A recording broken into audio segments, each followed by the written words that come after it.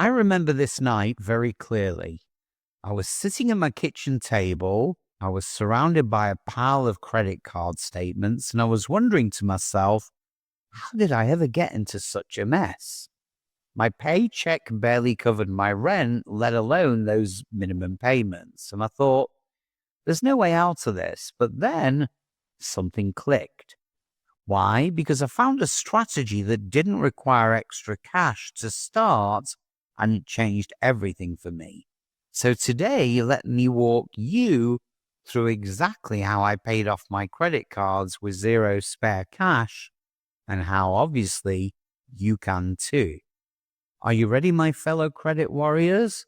Buckle up and let's go for it. Step number 1, face the numbers head on.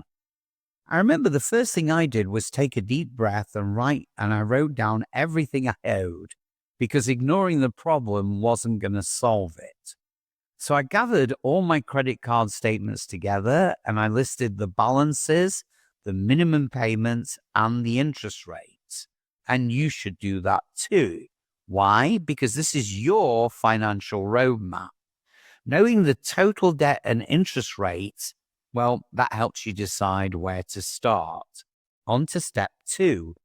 Call and negotiate your interest rates. Now, I don't know if you know this, but you can call your credit card companies and actually ask them for a lower annual percentage rate. Here's an example of a call I made. Hi, I've been a loyal customer, but I'm struggling with those high interest rates. Can you lower my APR to help me manage my payments better? Even a small reduction can save you hundreds in interest over time. And I remember when I made that call, I was very nervous. But one of my cards dropped from 24% to 16%. And that one call alone saved me hundreds of dollars. On to step 3. Audit your spending for hidden money. Now, this is important. Take a close look at where your money is going. Common areas to cut back on are things like subscriptions that you've forgotten about, maybe Netflix, maybe an unused gym membership, eating out, or frequent coffee runs. Impulse purchases, those $10 buys, well, they add up. Redirect even $10 to $20 a week towards your credit cards.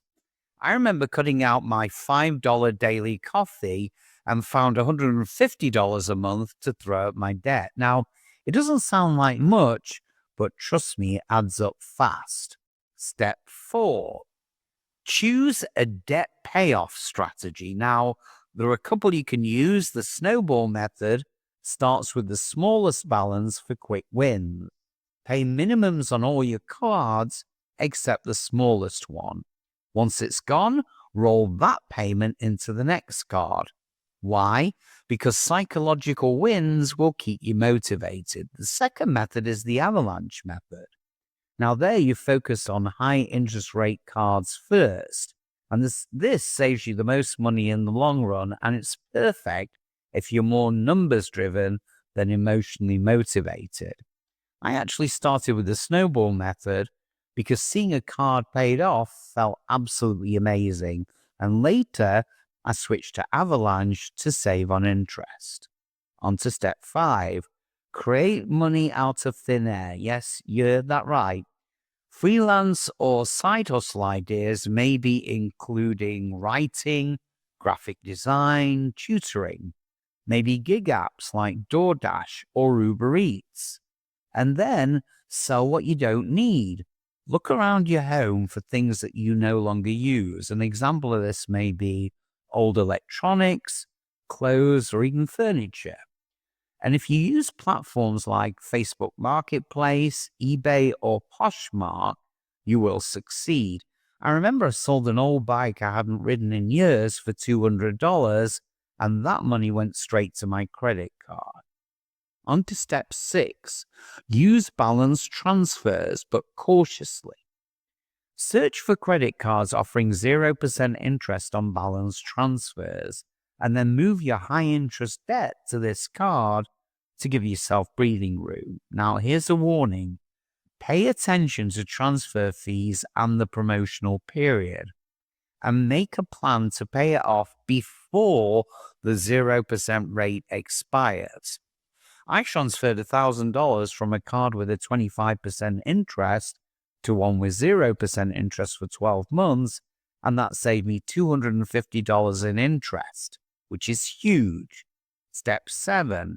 Make payments automatic and frequent. Automate your minimum payments to avoid late fees.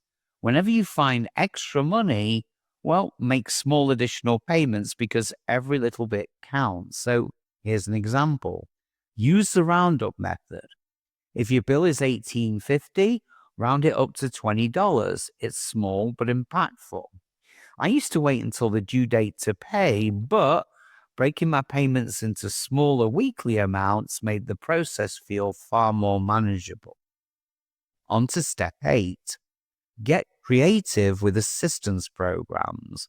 Now, some nonprofits and credit counseling agencies can help you negotiate better payment terms, but be cautious of scams. Only work with reputable organizations like the National Foundation for Credit Counseling, the NFCC. On to step 9. This is important. Shift your mindset. Treat paying off debt like a game and celebrate those small wins. Visualize what life will look like without any credit card payments. Every time I paid off a balance, I'd treat myself with something small, like maybe a movie night at home. And believe me, it made the journey less painful. So, do you remember that night I was drowning in credit card statements? I started with one small step, cutting out my daily coffee. Then I negotiated interest rates. I sold old junk. And I chipped away at my debt using the Snowball method. A year later, I was credit card debt free. Now, it wasn't easy, but trust me, it was worth it. And you can do this too, starting today. So if this video gave you actionable steps, do me a favor, like, comment, and subscribe. Share this with someone who feels stuck. They need to know that they're not alone, because together we can take control of our financial future. Have a great day, guys.